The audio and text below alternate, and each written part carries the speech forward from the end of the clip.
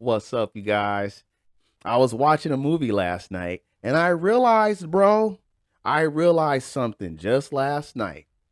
I watched the movie that Barbie wanted to be. 23 years ago, they made a movie called The Adventures of Rocky and Bullwinkle. If you got stars, you can go and watch that right now and then turn around and watch Barbie.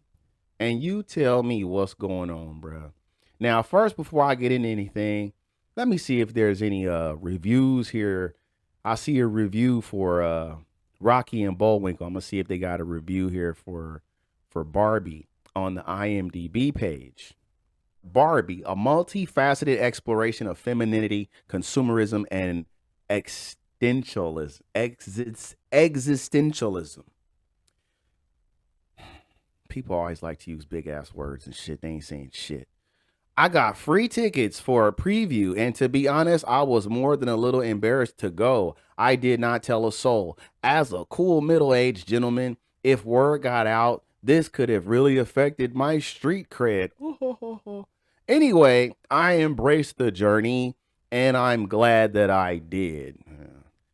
Here is my review written as a pretentious critic that I inspire to be in my next life.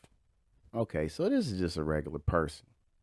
Maybe the other thing is written by a regular person too, but let's see. In Greta Gerwig's latest directorial venture, Barbie, the esteemed filmmaker takes on the monumental task of unraveling the enigma that is Barbie, the iconic doll that has fascinated and polarized society for decades. See all these big ass words for nothing? Okay. He going on like that. It sounds like he's saying good shit. But let me go over here to this review for Rocky and Bullwinkle, okay? What does this person say? Worst film ever. This was the worst film I've ever seen. You could never catch me watching it again. If they bring out a sequel, I might watch it to see if there's any improvement. But it's so boring. My friend fell asleep and he didn't care that he was sitting on chewing gum. I recommend you see it if you're 4 to 9 years old. But other than that, I recommend Rat Race, the funniest film I've ever seen. He got that in parentheses. I haven't watched Rat Race. I'm quite sure it's just it's Mad World all over again. It's probably the same movie. But when I watched the Barbie,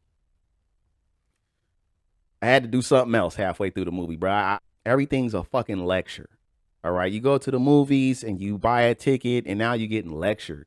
There were funny parts, like a third of Barbie was funny, and that was all Ken.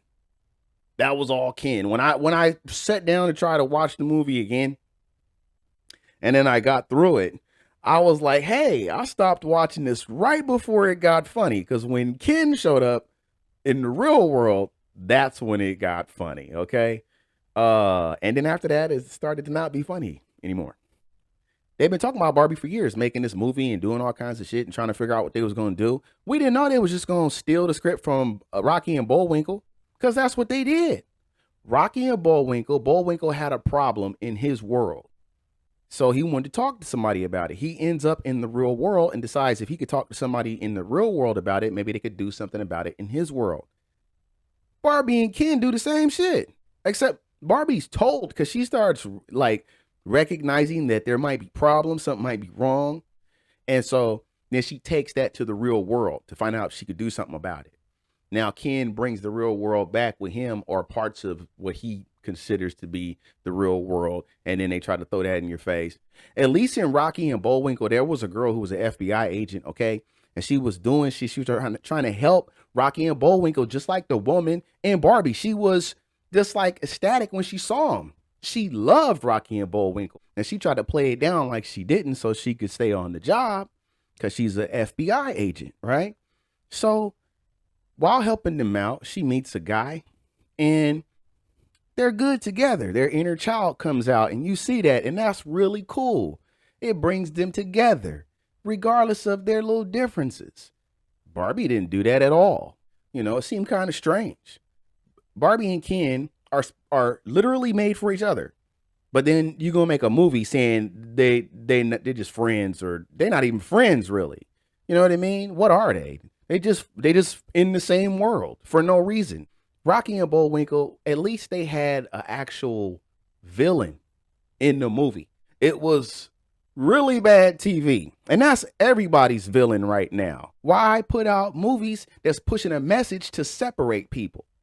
At least Rocky and Bullwinkle's message was stop watching shitty television, okay? Because it's messing with your mind.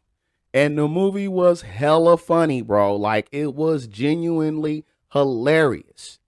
23 years ago, I may not have thought that, okay? I may not have thought that so much. I probably thought the movie was fine. But watching it now, and after watching Barbie make $1 billion, I'm like, why didn't Rocky and Bullwinkle make $1 billion? It's the same movie and it's better. If you have the opportunity, please, if you can, jump on Hulu and check out Rocky and Bullwinkle. You're going to have a good time. And I'm going to talk with y'all soon. Take it easy.